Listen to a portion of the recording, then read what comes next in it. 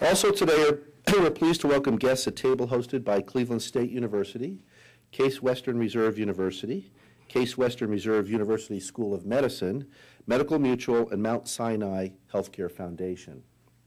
Now we'd like to return to our speaker for our traditional City Club question and answer period. We welcome questions from everyone, including guest Gary. And holding the microphones today are City Club Assistant Director of Development, Marcella Brown, and PR and Programs Manager, Carrie Miller. So, Pam, would you come back, please? Dr. Davis, I'm wondering if you could share your ideas on how the stem cell research was affected by the Bush administration, excuse me, and also what can we look forward to, and are you aware of what's going to happen now with the Obama administration loosening the bonds? Well, I think we're very excited at the work that's going on in our Center for Stem Cells and Regenerative Medicine at Case Western Reserve and with our partners at the clinic, University Hospital, and in some of the biotech, Ohio State and some of the biotech firms. Our program really has focused on adult stem cells so far, and we've moved a lot of this forward into the clinic. We're so far along with those adult stem cells that I would say that those are going to come to fruition and come through the clinical research paradigm first. I do think it's a tremendous opportunity to have the opportunity to go for new kinds of cells that maybe will be more effective or will be able to be effective in areas where adult stem cells fail. So I'm hopeful that this will expand our possibilities. But I don't want to take away in the least from the exciting work with adult stem cells that's happened in the center so far, neurologic, cardiovascular, and cancer. It's really very exciting. Dr. Davis, you decry the delay in bringing new treatments to market. You specifically mentioned the lack of funding in a period between original research and marketing. I'm wondering if those comments also indicate a criticism of the regulatory process. I remember thalidomide.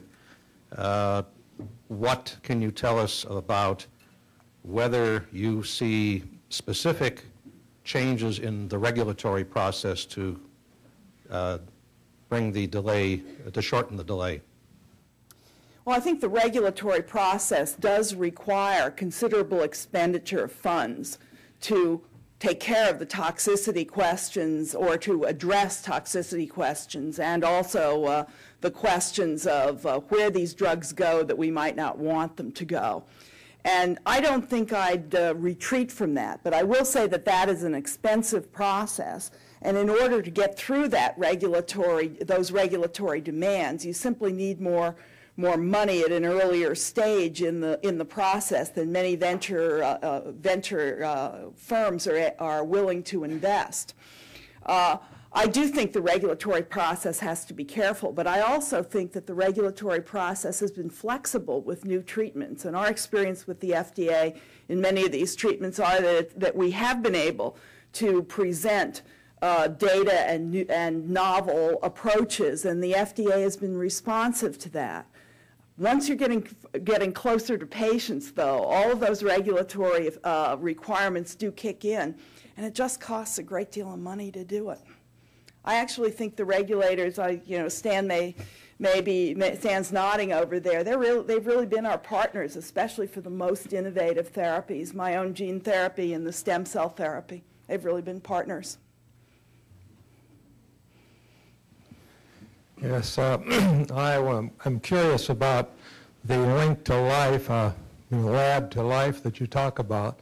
Most of us are dependent upon primary care physicians to make that leap.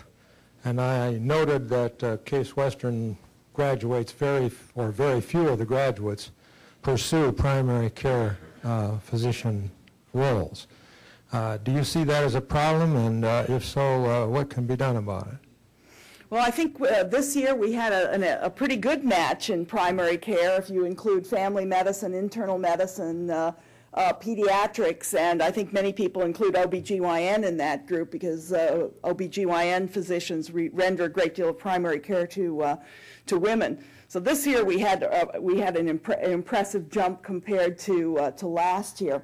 But we are, in fact, an academic medical school program, and we turn out what I think are the cream of the crop of primary care physicians. We turn out people who are thoughtful, and we try to train people who, for their lives, will incorporate new things into their practice, become aware of them, and talk to their patients about them, and offer them the opportunity to go to a more specialized center when such things are available. Actually, our Department of Family Medicine is in the top 10 for NIH funding among departments of family medicine. So I don't think we can argue that our family doctors are just holding the front lines. They're also trying to push back the ragged frontiers. I would also say that the CTSA award, or our Clinical and Translational Science Award, specifically looks to reach out into the primary care practices, both to disseminate information that we've gained in at the academic medical center, and to take from the primary care practitioners their questions and concerns and engage them in research. You know, it's like Sandy's colon cancer test and colonoscopy. It doesn't do you any good if you aren't using it.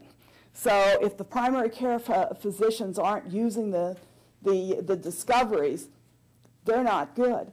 And if we don't understand what the primary care physicians are up against and how they have to deal with patients in the real world, then we're not doing our jobs either.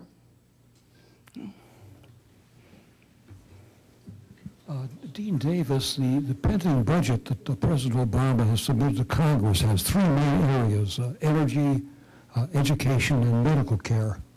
When it comes to details of the medical care changes that he likes, he said, "I'm leaving that to the Congress." Now, if you were a member of that Congress today, what is the number one change you'd like to see in a medical care service?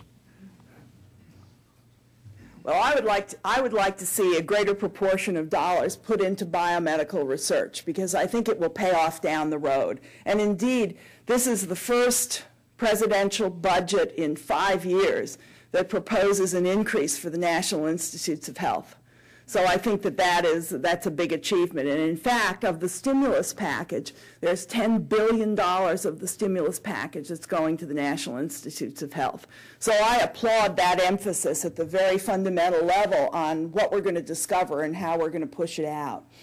I'll leave it at that. I'll kick over the soapbox for a minute. Dean Davis, you've described a valley of death in a quite vivid metaphor. And I wonder if it's time for a paradigm shift of some kind in the role of the federal government, or perhaps the state government, in taking on some of the high-risk investment that you have defended as meeting regulatory requirements, being sure that a drug which works in the lab will also not hurt people as it goes into practice. It strikes me that if there were an expectation that government money would be deployed as quasi-investment money, where there really would be an effort to generate a return that would not necessarily make a profit, but would cut down on the aggregate cost, would this be a new model that might help you fill in that empty valley where the funding is so short? I think that would be a great use of public money. And indeed, the third frontier started out in more of a valley of death mode than they've moved into in the last couple of years. Last couple of years, there's been a requirement for the biomedical, in the biomedical third frontier grants, that the products actually reach either clinical testing or market within a 3-year period. That's a very tight window to guarantee in a project that's still at an early stage. So in the first place, this is a commercial for continuing biomedicine in the third frontier.